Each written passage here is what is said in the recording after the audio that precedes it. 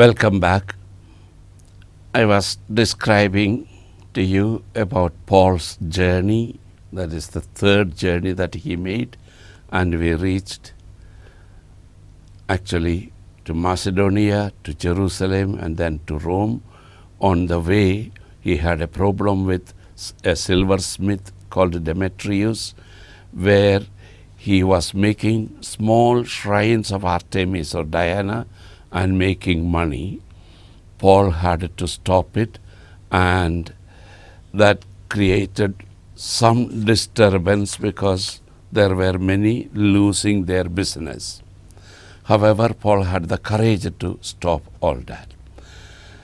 He continued to preach. He went to Macedonia and from there to Greece. Meanwhile, Paul came to know that the Jews were plotting against him. They were plotting to kill Paul. So he changed his plan. Instead of the plan that first he made, that was through Macedonia, he changed and went to some other direction where the Jews would not easily reach. And he reached the town called Philippi, where he was safer, and he continued to preach. And there at some place he told the church that the church in Jerusalem is poor and that the Christians must support the church in Jerusalem. So they took up a collection, and Paul apparently appointed a few people to take this collection and give to Paul, who would take it to Jerusalem. Meanwhile, we notice that Luke was somewhere away, but now Luke joins Paul. And in that way, Luke's preaching becomes supported by St. Luke. Then there is that incident of Eutychus, who fell asleep during the service, fell down, and Paul touched him and healed him. He went on, Paul from there, he went on to various other places, bidding farewell to Ephesus. Ephesus was in a way a place where Paul spent almost 3 years, and he had become so dear to them. And therefore there is a moving farewell where he even tells, "You may not see me anymore," because he was afraid of what would happen in Jerusalem. He was getting various feelings that he would be killed in Jerusalem, and because of that he told the Christians, "You may not see me anymore." Meanwhile, there was another rumor spread against Paul, that Paul is trying to dissuade people from following the law of Moses. That created again some disturbance, and when Paul reaches Jerusalem, Paul is asked to a group of 4 people who had taken the Nazirite vow. About the Nazirite vow I described last week.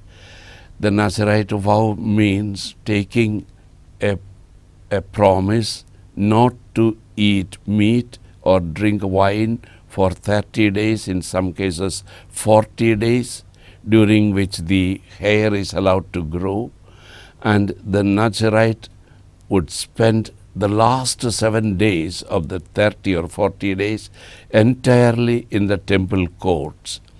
And at the end of those days, the Nazirite has to make certain offerings: a 1-year-old lamb as a sin offering, a ram for a peace offering, a basket of unleavened bread, cakes of flour mixed with oil, a meat offering, and a drink offering.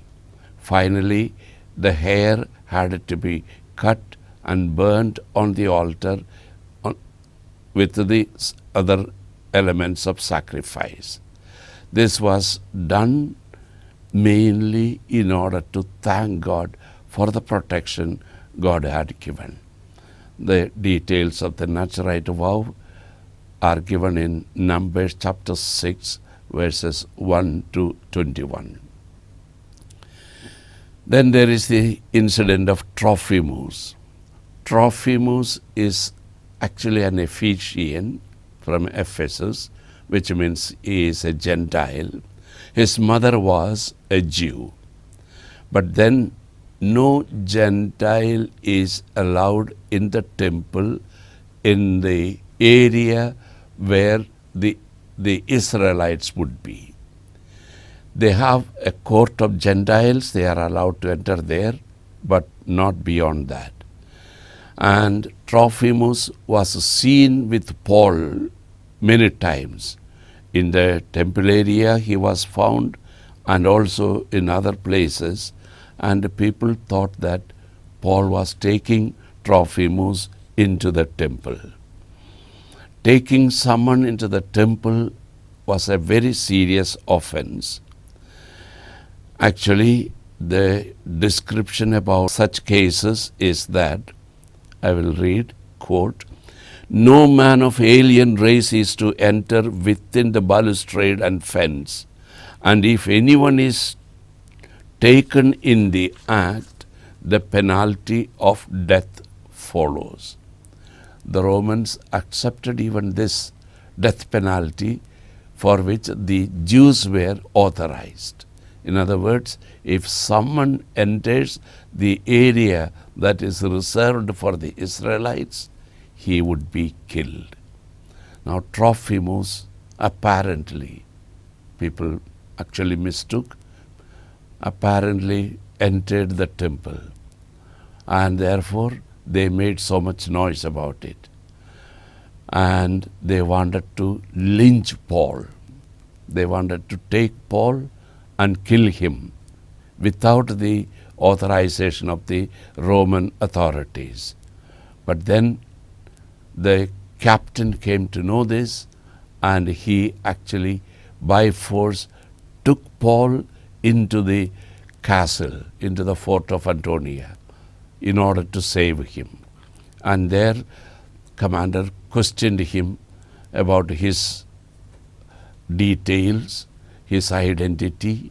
When the commander came to know that he was a Roman, he was much more careful. The commander was surprised at the beautiful Greek that he was speaking. He was able to speak high-level Greek language, and with that the commander himself was really surprised. And then to the Jews he turned and he spoke in Aramaic. Imagine this man's capacity. And he spoke in Aramaic in front of all those enemies who were just trying to get him, catch him, and kill him. Luckily, the commander protected him, and because of that, Paul was saved. Paul was taken from there by force to the barracks, and once again they questioned Paul, and Paul very clearly said what his intentions are. And what the people misunderstood is that Paul took this man to the temple where no Gentile is allowed. Actually, he did not do anything wrong. He would never do such things. All that Paul did was to dissuade people from following the law of Moses by the Gentiles. The Gentiles did not need to follow the law of Moses. That's all Paul said. But the situation was almost out of control.